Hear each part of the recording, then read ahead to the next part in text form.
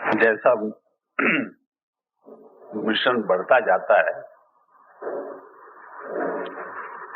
एक प्रॉब्लम रोज हम फेस करते हैं, यानी सामना करना पड़ता है एक प्रॉब्लम का। हमारे पास करीब एवरेज में हर रोज 30 से लेकर 50 तक चिट्ठियां आती हैं, और इन चिट्ठियों में हो सकता है कि एक साल में, पूरे साल में एक आध चिट्ठी हो जिसमें खुशखबरी होती, या जिसमें कुछ प्यार की बातें हो। ज्यादातर वो भी बच्चों के तरफ से ही आती है चिट्ठियां, क्योंकि बच्चों में वो दिल अभी भी है कि विदाउट एक्सपेक्टेशन वो प्यार कर सकते हैं। और ये समस्या है क्या है कि ये बीमार है, इसका टर्मिनल कैंसर हो गया है, वो मरने जा रहा है, और हमने लगातार मालिक के ऊपर स्मरण करते आने के बाद भी ये क्यों हो रहा है।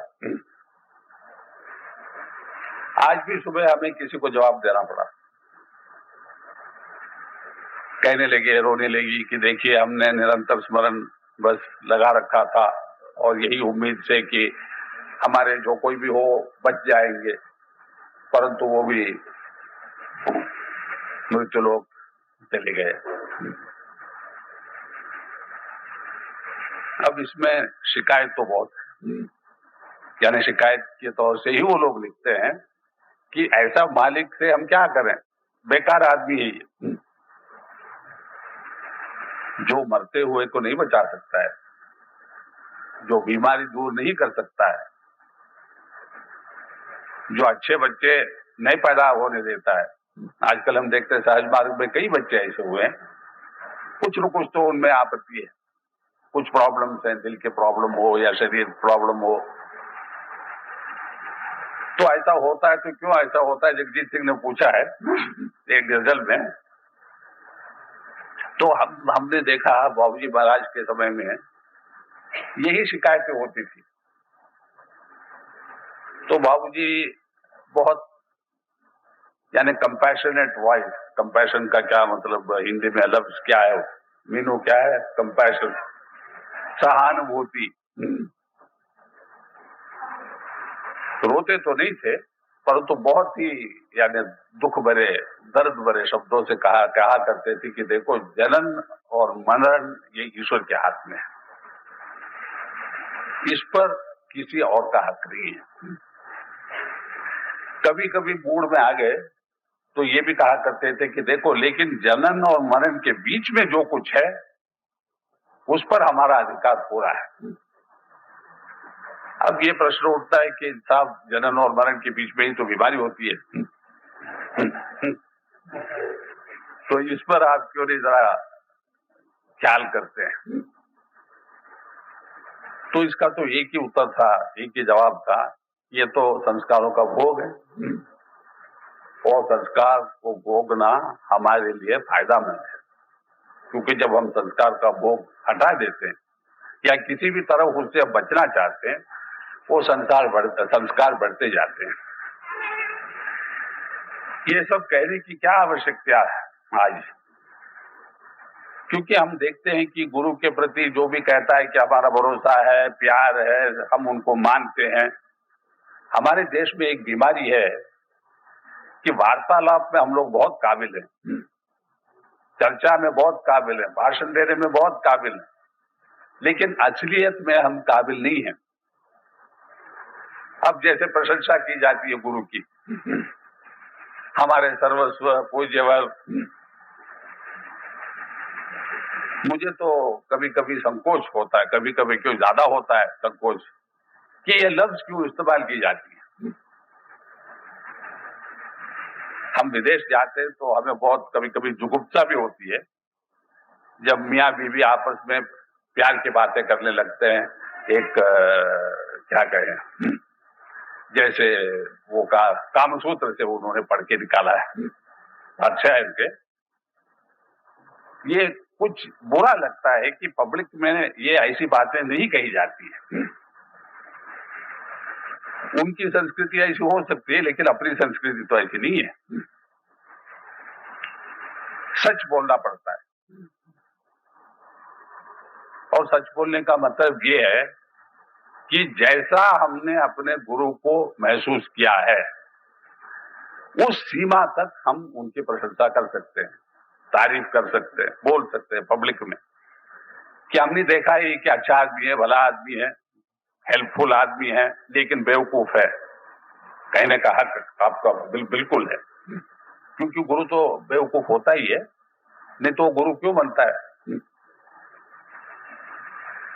अगर इस दुनिया में कोई एक पोजीशन या पदवी या जो कुछ आप समझो प्रोफेशन है जिससे इंसान को नफरत होना चाहिए, वो ये गुरु के स्थान है, क्योंकि उसमें दुख दर्द के सिवा और कुछ नहीं है। और हमें बहुत आश्चर्य होता है कि लोग इसके पीछे कैसे पड़ते हैं कि हम भी गुरु बनना चाहते हैं। हमने सोचा जैसे एक दिन का सुल्तान, किसी को एक दिन के लिए हम गुरु बना दें पूर्ण अधिकार सहित, वो भाग जाएगा। वो कहेगा साहब ये आपने किस पिंजरे में हमें फंसा दिया, किस नरक में आपने हमें भेज दिया। ये हम इस अधिकार से कह सकते हैं क्योंकि मेरे गुरु महाराज बाबूजी महाराज ने एक बार विदेश में हमसे कहा कि कैसे नरक में लाला जी ने मुझे भेजा है। वो कुछ परेशान तो रहते थे, लेकिन साथ साथ उनको शर्म भी आती थी लोगों को बर्ताव से, पब्लिक बर्ताव में, कि सबके सामने और जिसको गुरु मानते उन्हीं के सामने ये सब कैसा कर सकते हैं। तब उन्होंने कहा देखो लाला जी साहब ने हमें कैसे नरक में भेजा है। तो हमने पूछा साहब हमारे देश में कुछ आप देखते जो नरक नहीं है। उन्होंने कहा हमारे देश भी नरक है, लेकिन इससे कुछ अच्छा नरक है, इतना गिरा हुआ नरक नहीं है। तो बाबूजी तो हम लोगों को खुशामद करते ही रहे कि बहुत अच्छी कंडीशन है, आप आ गए हमें मिलने और मैं आपके बहुत आभारी हूं, इत्यादि इत्यादि, जैसे बीनू कहती रहती है, इत्यादि इत्यादि। लोग इससे बहुत खुश हो जाते थे। मेरा ऑब्जर्वेशन ये है कि जिस दिन अभ्यासी खुश हो जाता है गुरु से कुछ कहने से, उस दिन से उसकी बर्बादी शुरू हो जाती है, गिरना शुरू हो जाता है। क्योंकि हमने देखा अपने अनुभव में, जितने लोगों को बाबूजी ने खूब चढ़ा के तारीफ करके कुर्सी में बिठा के आदर देते थे, सम्मानित करते थे, आज वो लोग पिक्चर में कहीं नहीं है, क्योंकि वो सोचने लगे वाह मैं तो बिल्कुल अपने गुरु के सम्मान हो गया है, उनमें और मुझ में कोई फर्क नहीं। अब लाला जी साहब कहे बाबूजी के बारे में कि मेरे और तेरे में कोई फर्क नहीं है, वो ठीक है, लेकिन शिष्य कहे कि मेरे और मेरे गुरु में कोई फर्क नहीं है, बदतमीजी तो है ही, वो सब छोड़िए। लेकिन गिरने का एक बिल्कुल खुला हुआ रास्ता वही है। अब इसमें बहुत एक बड़ी परेशानी उठती है कि एक तरफ साहब आप कहते गुरु से प्रेम बढ़ाइए और दूसरे तरफ कहते इक्वालिटी न हो। ये इक्वालिटी शब्द जो है ये आजकल की शब्द है, मॉडर्न शब्द है, हमने उसको इंपोर्ट किया है बाहर से। मियाँ बीवी की इक्वालिटी, नर नारी में इक्वालिटी, इक्वालिटी क्या हो सकता है? भौतिक जिंदगी में इक्वालिटी हो ही नहीं सकती है। क्यों?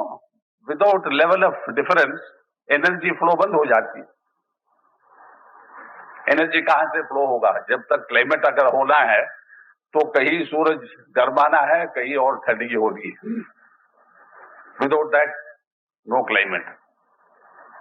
पानी ऊपर से नीचे गिरे तो जनरेटर काम करता है, ये तो सब जानी हुई बात है, वैज्ञानिक बात नहीं है, कोई रिसर्च की आवश्यकता नहीं है।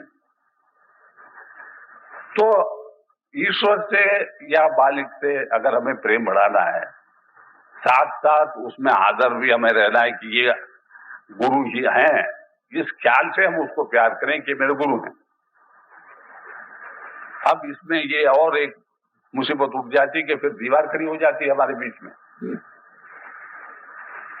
आर्टिफिशियली प्यार करने लगते हैं, नहीं साहब हम गुरु को बहुत प्यार करते हैं, लेकिन हमें हिंदी में दो शब्दों से बिल्कुल नफरत है, एक लेकिन, एक शायद।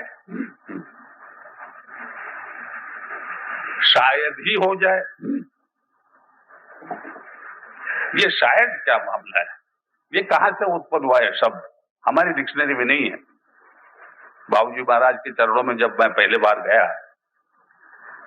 मुझे मालूम नहीं था कि मैं वहां क्यों गया, इत्तेफाक से पहुंच गया। अब इत्तेफाक को आप समझिए इत्तेफाक या उनके प्लान या संस्कार, जो कुछ भी हो, पहुंच गया।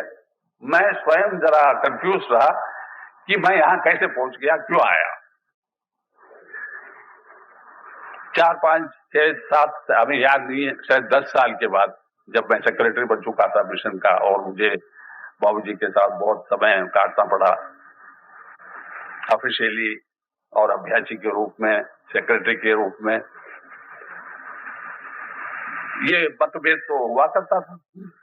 वो कुछ कहते थे, हम कुछ कहते थे, तो कभी कभी मुझे उनसे कहना पड़ा कि आप साहब स्पिरिचुअल काम संभालिए, ये भौतिक काम आपको नहीं आता, ये मैं कर लूंगा, इसीलिए तो आपने मुझे सेक्रेटरी बनाया है।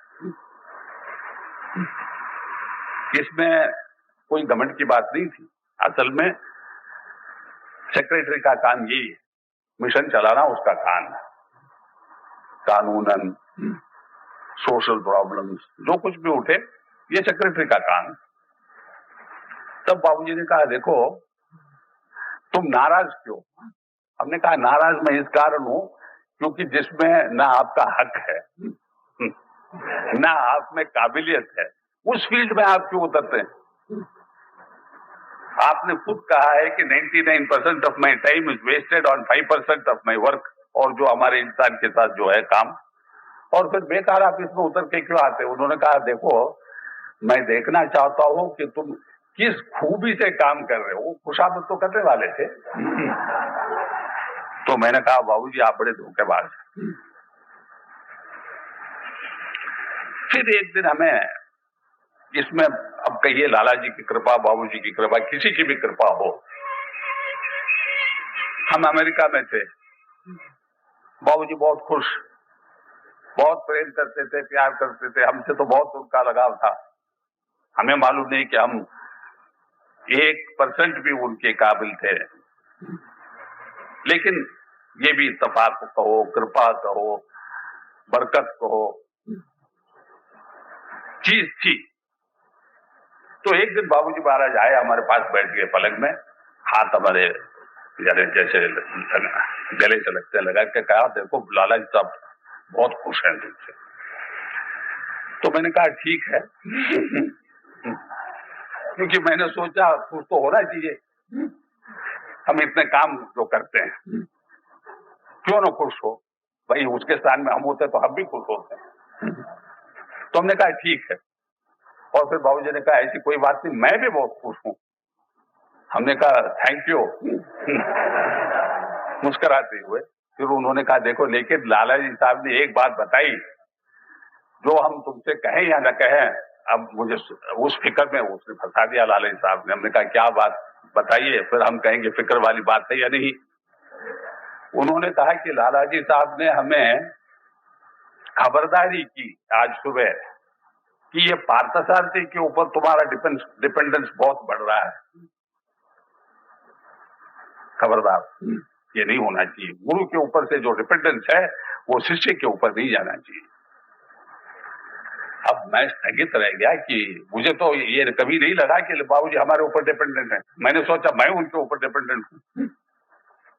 आप तो जानते हैं, हमने लिखा भी है कि जब हमारे वो यात्रा शुरू हुई थी, मुझसे ज्यादा कंफ्यूज कोई नहीं था कि इनको हम ले जाएं और तंदुरुस्ती के साथ खैरियत से हम कैसे उनको वापस घर ले आए। तो हम तो उनके ऊपर प्रेयर सारा, यहां तक कि हमने छिपा के $100 भी ले गए जो कानून के खिलाफ था। और हमने कस्टम्स के अंदर घुसने के पहले बाबूजी से कहा कि साहब हमारी जेब में $100 है। तो बाबूजी ने पूछा क्यों रखे हो तुमने? हमने कहा साहब कहीं बीच में प्लेन अटक जाए, कहीं उतार दे बीच में, वेदर ठीक नहीं है, मौसम ठीक नहीं है, तो हम क्या करेंगे विदाउट एक कौड़ी। उन्होंने कहा देखो रखो लेकिन हमसे मत कहो।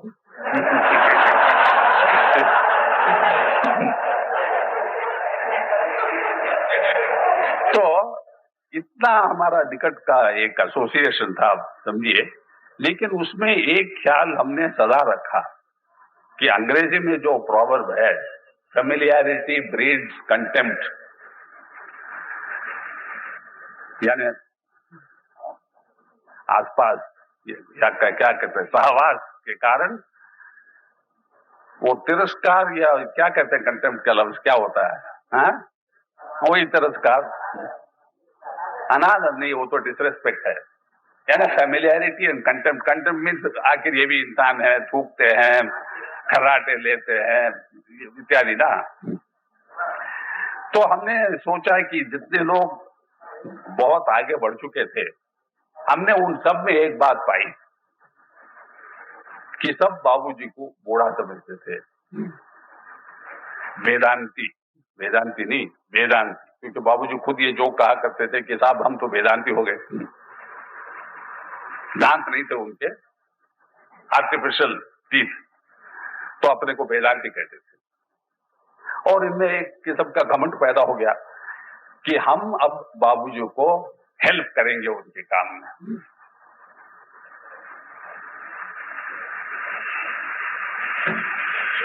छुटकारा। आप जरा गौर करके देखिए कि कितने लोग सेंट्रल रीजन पहुंच गए थे।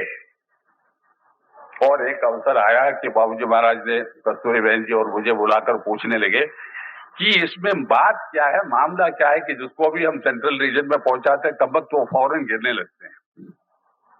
हमने कहा साहब इसमें तो एक जवाब तो ये है कि आपको कहना नहीं चाहिए। आप क्यों बोलते हैं कि तुम यहाँ हो, तुम वहां हो, तुम्हारे पहुंच यहां तक है, क्यों बोल रहे हैं, इसकी जरूरत क्या है? अगर आपसे वो लोग प्रेम करते हो तो आपके साथ रहना उनका फर्ज नहीं, लेकिन ख्वाहिश होनी चाहिए, दिल में दर्द होना चाहिए। हम सदा इन्हीं के साथ रहें, चाहे वो नरक में हो या स्वर्ग में हो और कहीं भी हो। सेंट्रल रीजन कहाँ है? तो विदाउट लव, जब केवल बाबूजी महाराज के ग्रेस से हम बढ़ते हैं, बड़ा खतरनाक वो परिस्थिति हो जाती है। क्योंकि गुरु और शिष्य को जुड़ा हुआ, एक होते हुए रखने वाली बात एक ही है, एक शक्ति एक ही है, वो प्रेम। और उस प्रेम में एक लिमिटेशन ये भी है कि गुरु को तो हमें प्यार करना है, लेकिन हम कभी ये न सोचे कि गुरु हमें प्यार करें। आज हमने एक गजल सुनते आए कि जगजीत सिंह गा रहा है, तुम्हें याद करते करते मैं थक गया, अब मैं चाहता हूं कि तू मेरा याद कर। वो जब करना चाहेंगे वो तो करते ही रहते। कांस्टेंट रिमेम्बरेंस का फल क्या होता है? अब लोग परेशान क्यों होते हैं, तकलीफ महसूस क्यों करते हैं, दर्द महसूस क्यों करते हैं, और जुदापन क्यों महसूस करते हैं? जहां प्रेम है, हमारे प्रेमी हमसे कभी दूर नहीं है। जब बाबूजी महाराज ने इतना कहा है कि one thought brings the beloved to your side, and हमारे में कांस्टेंट रिमेम्बरेंस एक क्रिया नहीं है, एक असलियत के रूप में अब हमारे दिल में बैठा हुआ है। तो कहां से ये जुदापन कि मालिक वहां है, मैं यहां हूं। मालिक से प्रेयर करो। अरे किस मालिक से प्रेयर करोगे जो आपके अंदर ही है? तो प्रेयर नहीं करने का है। हम तो कहेंगे अगर जो किसी में भी ये ख्याल है कि मैं समर्पण कर चुका हूं, आत्मसमर्पण मेरा हो गया, तो अपना प्रोग्रेस भी हम सरेंडर करना पड़ता है हमें। ये ऐसा है कि मियाँ बीवी में एक कंपटीशन हो जाए कि आप बहुत आगे बढ़ गए, अब देखिए हम पीछे चलते हैं, I will beat you in this game. मियाँ बीवी का फर्ज है दोनों साथ रहे, जो वो है तो वो भी है, सुख दुख दोनों का एक घड़ी में भोगना पड़ता है। हमने कई बार ये सोचा है कि भोग क्या होता है। लोग कहते हैं भोग मीन्स एंजॉयमेंट, गलत बात है। भोग ऑल्सो मीन्स पेन, क्योंकि हम हमारे संस्कार जैसे हैं वैसे उनके भोग होता है। भोग में रिजल्ट इन पेन, भोग में रिजल्ट इन प्लेजर।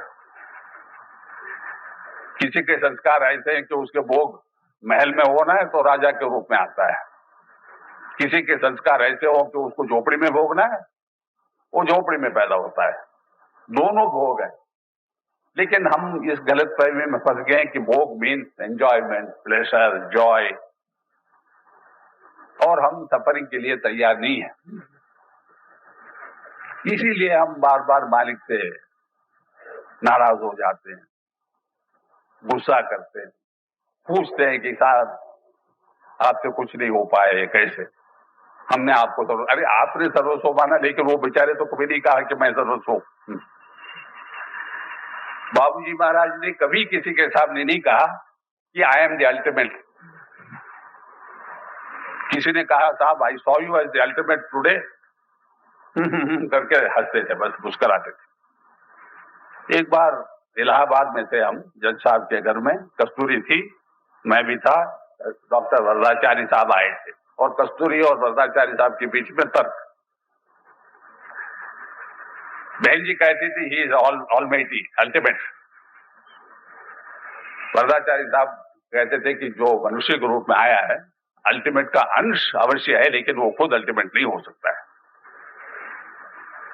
दोनों जिद करते थे, मैं देखता रहा।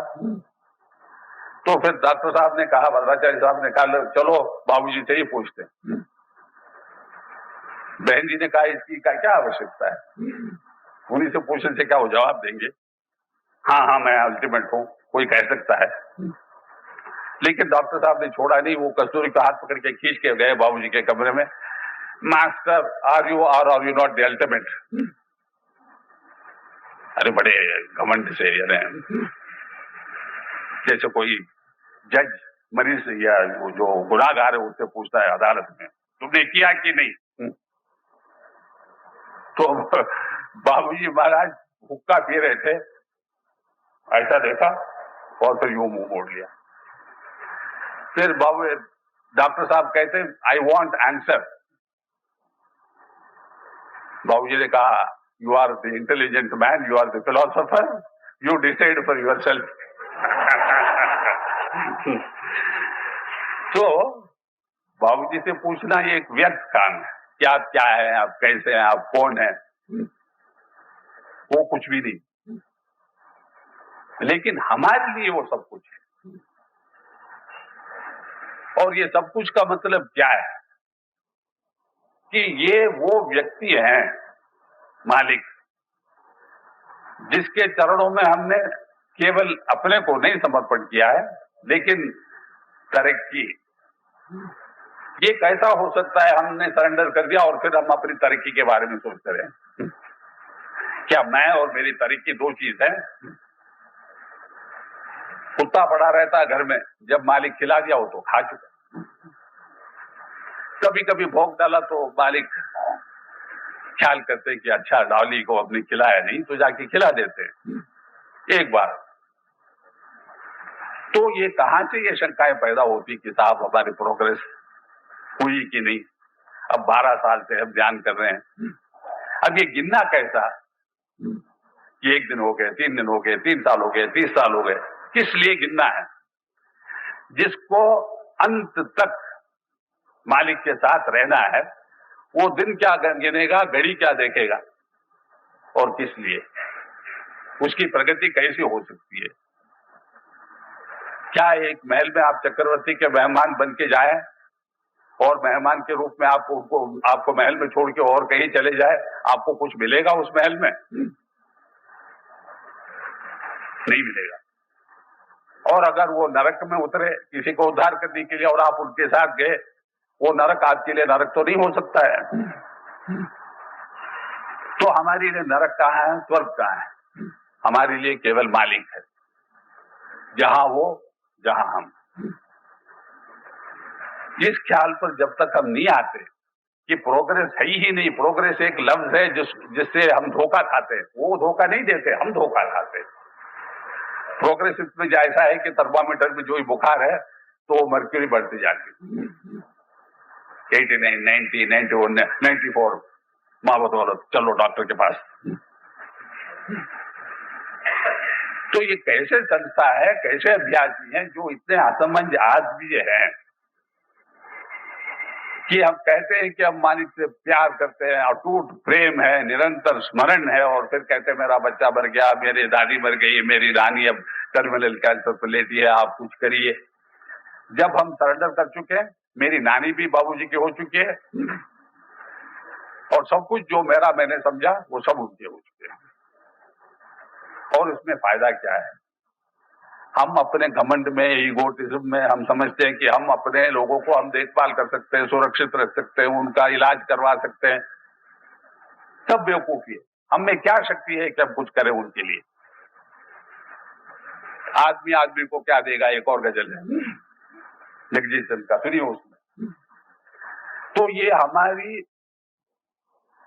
दुर्बलता को हम महसूस करते हुए, हमारे निकम्मापन को हम समझते हुए, हमारी नाकाबिलियत को हम समझते हुए हम कहते हैं मालिक ये सब आपके हैं, आप संभालिए। अब बाबूजी सब उचित समझेंगे कि भाई इसने काफी भोग चुका है संस्कारों का, अब इसको हम छुट्टी दे देते हैं। आप खुश होना चाहिए कि बाबूजी ने हमारे, जिसको हम प्यार करते थे, जिसको चाहो बीवी को हो, नानी को हो, भाई को हो, बहन को हो, जो कुछ भी हो, हम उनके आभारी होना चाहिए कि बाबूजी ने अपनी मर्जी, अपनी कृपा, अपने प्रेम से, जिससे मेरा प्यार था, उसको आज अपने संस्कार के भोग से उन्होंने उसको छुटकारा दे दिया। लेकिन हम रोते हैं बैठ के, और फिर ये पूछते कि ये कैसा हो सकता है जब गुरु पर हमने इतना विश्वास रखा है। तो आप क्या चाहते हैं कि टर्मिनल कैंसर पेशेंट सदा के लिए रहे? आप तो खुश होंगे, लेकिन उस बेचारे से भी पूछिए जो टर्मिनल कैंसर का पेशेंट है, क्या तुम रहना चाहते हो, जाना चाहते हो? वो तो कहेगा भाई हमें छुटकारा चाहिए, मैं थक गया हूं, अभी हमसे नहीं हो सकता है।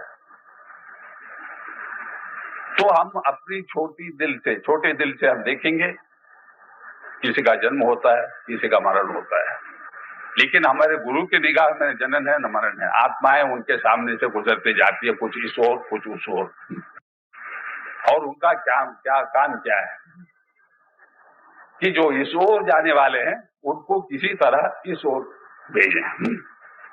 जैसे पार्सल ऑफिस में वो लेबल देख देख के गाड़ी में चढ़ाता है, ये उदयपुर, ये जोधपुर, वो जयपुर, लेबल लगी हुई है, तड़ांग तड़ांग तड़ांग। ये मालिक का काम है।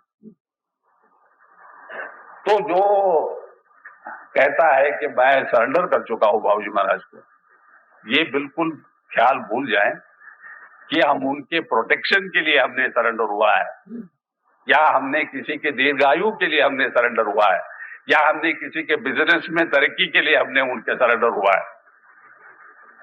ये बाजारी चीज नहीं है, ये सौदा नहीं हो सकता कि मालिक हम आपसे प्यार करेंगे, हमारे बच्चों का आप देखभाल करिए, सुरक्षित रखिए, कम से कम एक IAS ऑफिसर तो बना दीजिए।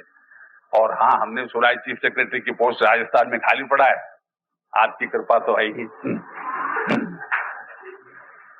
ये सरेंडर नहीं है। We are not able to understand surrender properly. Surrender का मतलब है ये कुल सृष्टि को हमने उसके चरणों पर रख दिया, क्योंकि सृष्टि में हमारे बहुत सी बातें हैं।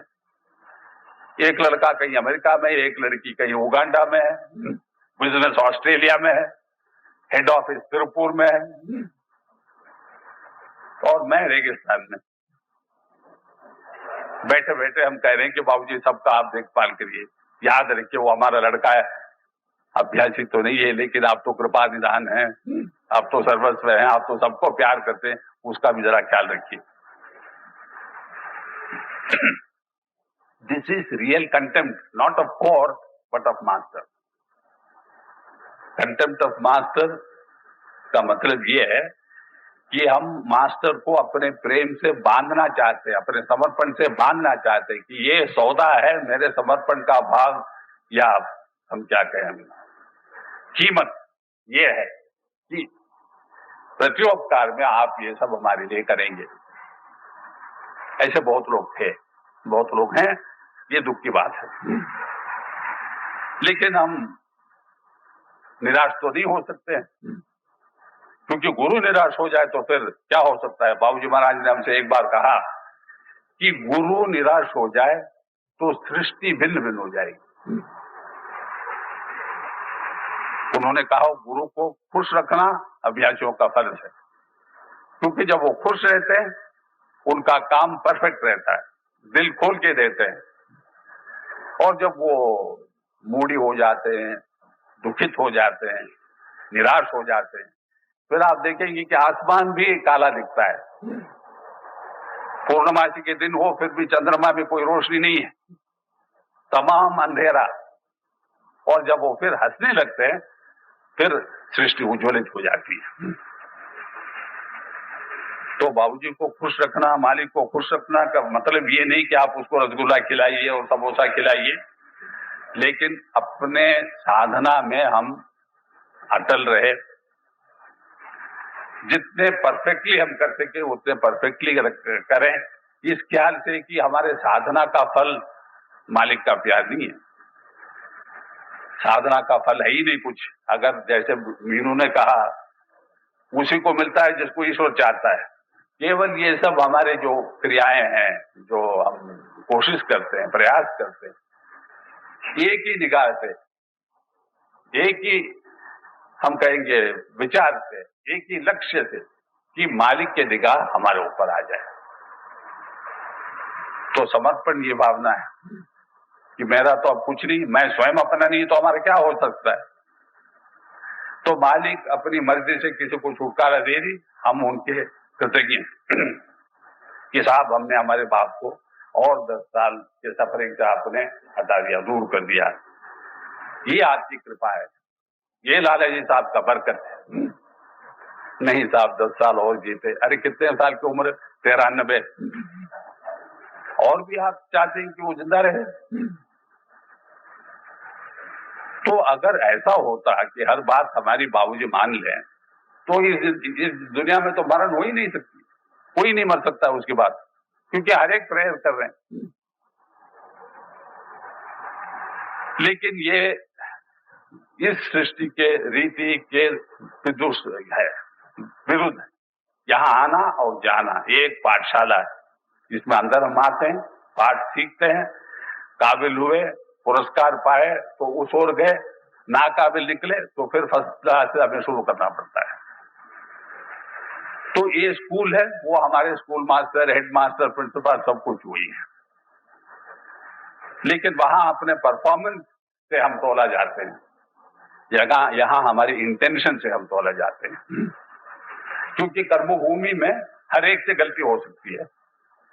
बाबूजी महाराज ने उनके शायद अंतिम चिट्ठी में हमें लिखा है, I have committed mistakes and mistakes, many mistakes but no mistakes. इसका अर्थ आज तक हमने नहीं समझ पाया कि खुद लिखते हैं I have committed mistakes and mistakes, many mistakes but no mistakes. तो इसका मतलब हमने बहुत साल बाद समझ पाया कि हमारे निगाह में उन्होंने गलतियां की है। हम बेवकूफ इंसान जो रहे, हम सोचते हैं कि मालिक ने गलती कर डाली इस विषय में, उसको प्रेसेप्टर नहीं बनाना था, इसको सेल्फ रिलीजन में नहीं भेजना था, उसको अभ्यासी के रूप में नहीं लेनी थी। तो हमारी निगाह में उन्होंने बहुत से मिस्टेक्स की। बट बाबूजी कहते हैं I have committed many mistakes and mistakes out of love for us. उन्होंने ये नहीं याद किया कि इन यूर आईज, तुम्हारे निगाहों में, but no mistakes in myself. अब उनके विनम्रता देखिए, उनके समर्पण भावना देखिए कि केवल एक अभ्यासी को ऐसा लिखते हैं कि आई हैव कमिटेड मेनी मिस्टेक्स, और अपने अभ्यासी लोग तैयार नहीं होते कि हमने मिस्टेक किया है। नहीं साहब, हम तो देखिए बहुत सुंदर रूप में हमने किया है, 20 साल से हम करते हैं और कुछ भी नहीं हुआ। आप कुछ नहीं, मैं बाबूजी कहते ये हमारी गलती है, हम क्षमा चाहते हैं आपसे, लेकिन हम लाला जी से प्रेयर करेंगे। और क्या कह सकते थे। कुछ लोगों ने यहां तक बात की जैसे कि उनकी दाढ़ी पकड़ के हिलाने वाले हैं,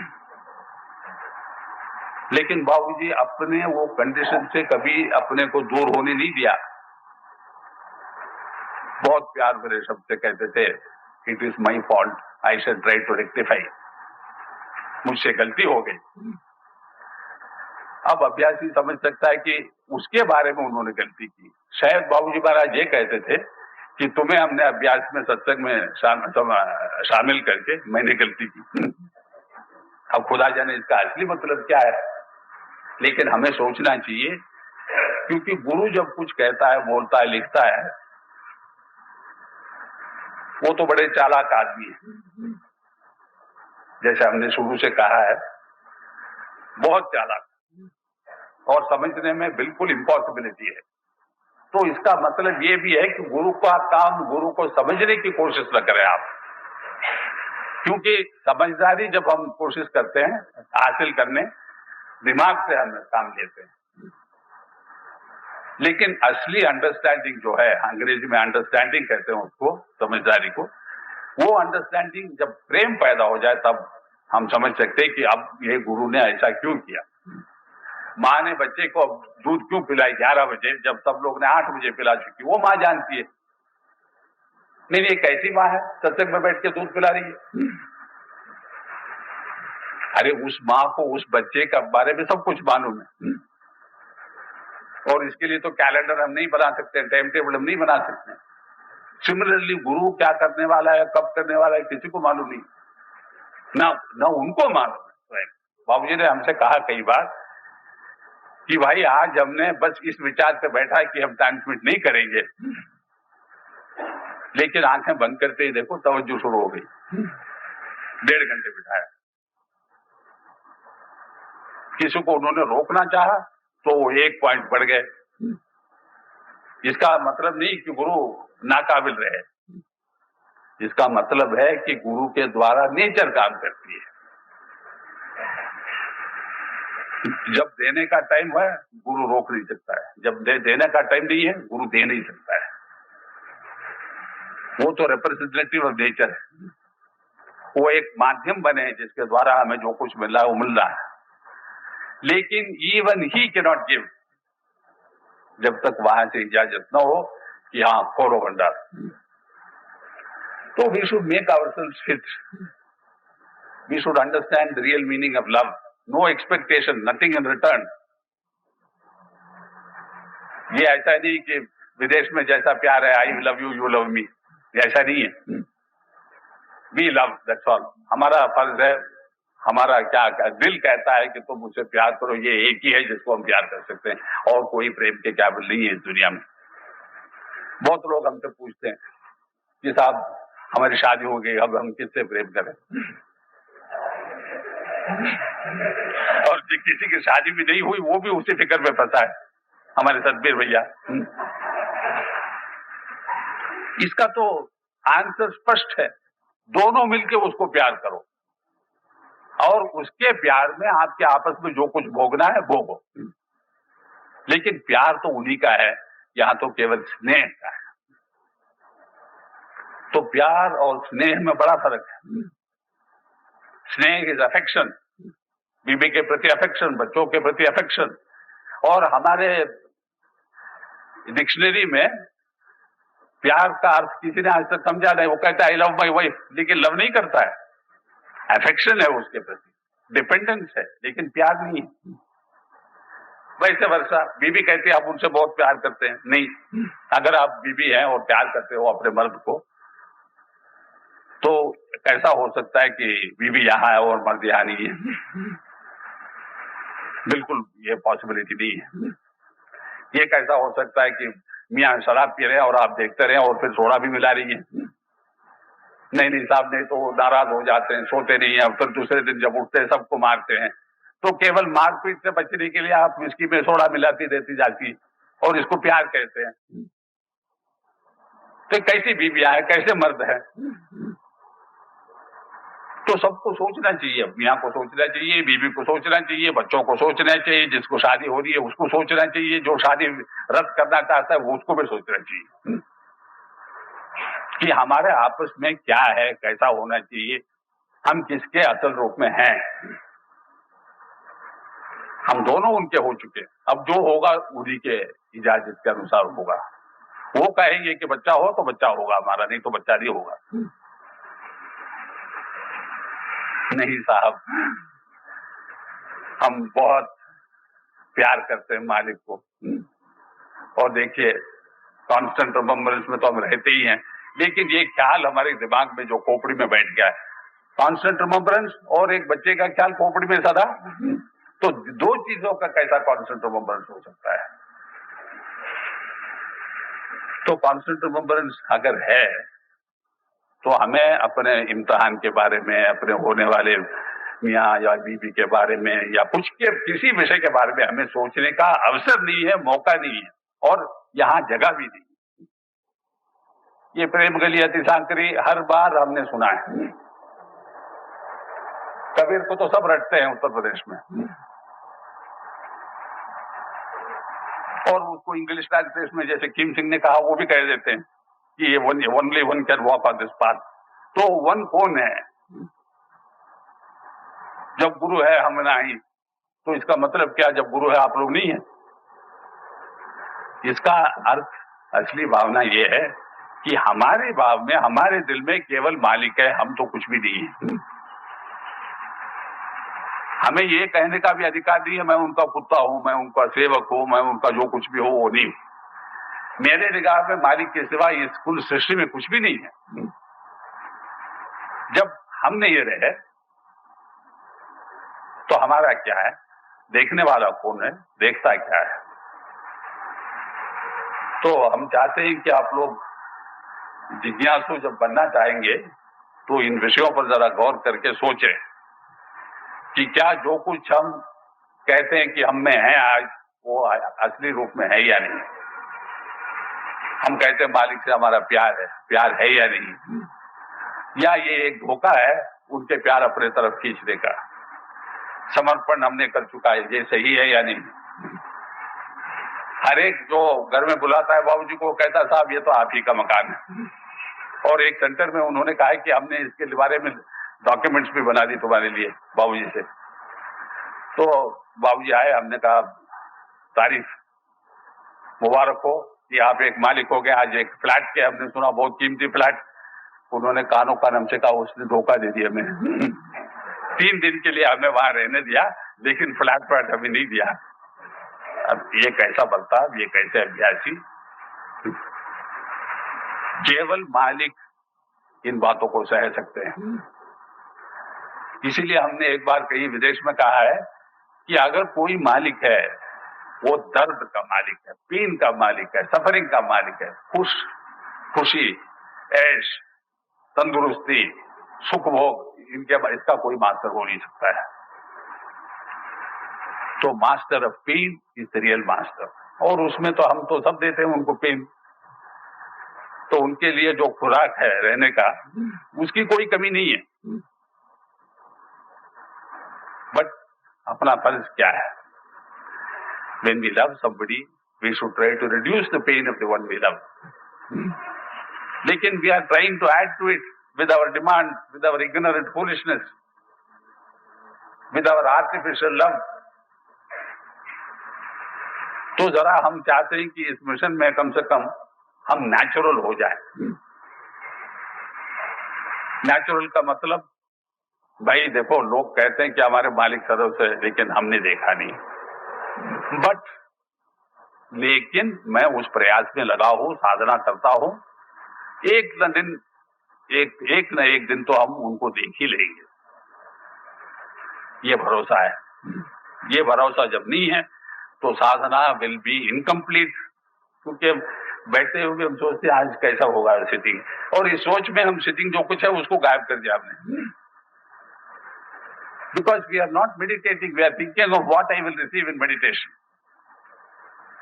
तो वेयर इज मेडिटेशन? ध्यान कौन कर रहा है? सफाई कौन कर रहा है? नहीं साहब, वक्त नहीं मिला। दफ्तर से हम 8 बजे आते हैं, बच्चे रोते रहते हैं, बीवी तो तंग करती है। सो यू सी, जब साधना हमारे परफेक्ट नहीं है, जब प्यार में हमें प्यार का अर्थ भी हमें मालूम नहीं, जब समर्पण के काबिल हम है ही नहीं, तो छोटी मुंह बड़ी बात ये तो नहीं होना चाहिए। सो सच्चाई फॉर आवर ओन सेक, हर एक अपने को तोल लो कि हमारे दिल में क्या है, कौन है। बाबूजी ने कहा इंसान का दिल तो एक कारावां जैसा है जिसमें इस दुनिया की हर चीज भरा पड़ा है। मालिक का कहना है, वो तो झूठ नहीं हो सकता है, और हम जानते हैं सच है क्योंकि हम देखते हैं अपने दिल में यही है। तो दिल की सफाई बहुत आवश्यक है। फिर जब टाइम आएगा कि वो खाली पड़ा हुआ है कमरा, तो उसको जो शुरू से जिसका है वो मकान, वो अपने आप आ जाएगा। फिर हमारे यात्रा शुरू होती है। तो मालिक ये आप लोग का आशीर्वाद दें कि ऐसा ही आप सबके साथ हो।